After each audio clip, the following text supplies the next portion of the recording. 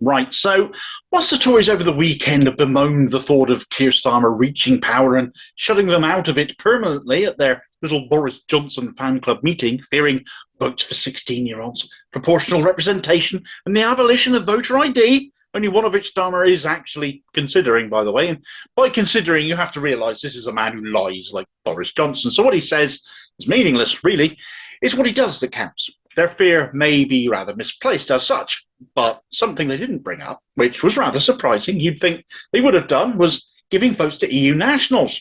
With all the demonisation of people coming over here and stealing our jobs that the Tories have whipped up for years, now realising they did many of the jobs we didn't want to, picking fruit and veg and the like, doesn't pay enough for Brits to do functionally, does it? These people are hardly likely to be inclined to vote Tory either.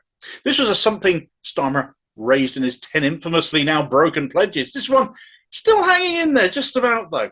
Pledge 6 was to defend migrant rights, and it stated full voting rights for EU nationals, defend free movement as we leave the EU, an immigration system based on compassion and dignity, end of indefinite detention, and call for the closure of centres such as Yarl's would.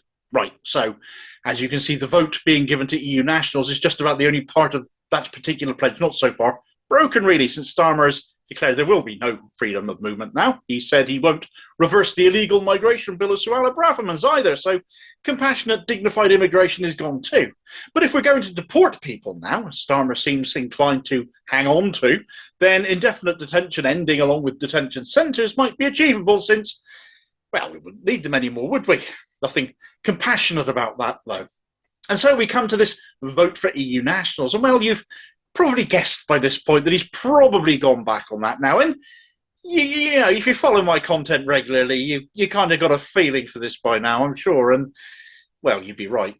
He's not so much completely broken this pledge, though, but more scaled back on it. He's bent this one slightly. He's now saying he'll give the vote to EU nationals, but only those with settled status here. In other words, those who have lived here continuously for a period of at least 5 years, and are considered permanently resident here.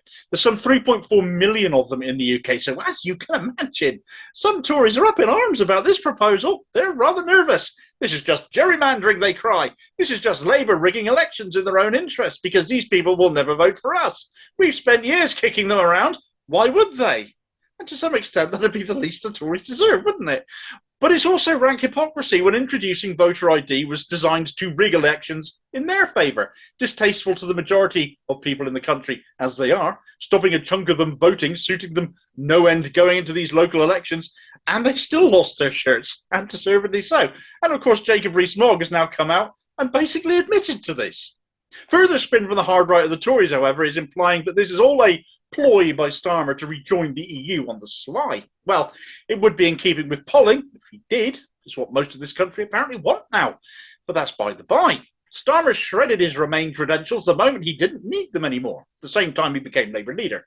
Now, as much as Starmer appalls and disgusts me, as regular viewers will attest to, I don't disagree too much with this policy of expanding voting rights. Has he gone back on his words to a degree? Yes. Why? Bit of a mystery, that, to be honest. It cost him absolutely nothing to have stuck to the wording of his pledge and rolled it out to all EU nationals, settled status or not. But he's still chosen to lie, having stood for one thing and now seeking to deliver a watered-down version instead.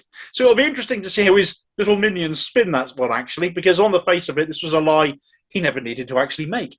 Is he just determined to destroy every aspect of every pledge he stood on for the sake of it? Does socialism offend him so greatly? And is that why he's now binning it all? Now he's got where he wants to be. Now he thinks he's guaranteed to be the next PM. Maybe. Who knows? At any rate, whatever Starmer's motivations at this moment in time, I don't disagree with rolling out the vote to EU nationals resident here, and I don't disagree with rolling it out to 16-year-olds either, which is something that has been pulled from Corbyn's manifesto that has actually been kept. I know, shock horror. Steady on, sit down.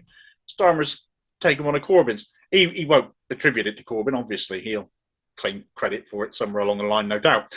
Young people are able to work. They're able to pay tax. They're able to live independently, raise families, after all, even at 16, yet cannot vote, cannot have a say in who runs the country and affects their everyday lives as a result. That is not fair. Do I think they'd flock to Labour? Well, some will, sure. Certainly more than will go Tory.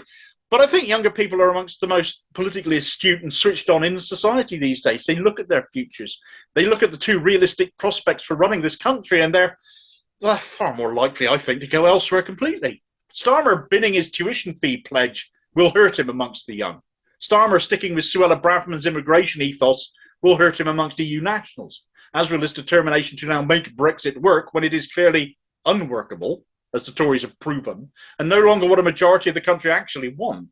Do I believe it'll be in the Labour manifesto? Actually, I think that is quite likely. But do I think it'll be delivered even if it is in the manifesto? Well, in that case, I'll believe it when I see it, because I'm sorry, I won't take the word of Keir Starmer at face value for anything, because his words, as we should all know by now, are worthless. It is always going to be a case of saying if Starmer reaches power and what he does then, rather than what he says in the meantime. He might as well fade from public view and never be seen again for all intents and purposes, for all his word is worth, for all the benefit electorally his presence makes, because he's lied going into this policy announcement, having watered it down. So do you think it unlikely it won't get watered down further or binned off completely later on? Never underestimate this man's propensity for dishonesty. It puts people off, and if you don't think it does and reckon he was the big winner, for example, of the local elections, as Labour have been claiming, well, here's a video worth watching that'll put his being a winner in a little bit more of an honest light. Cheers, folks.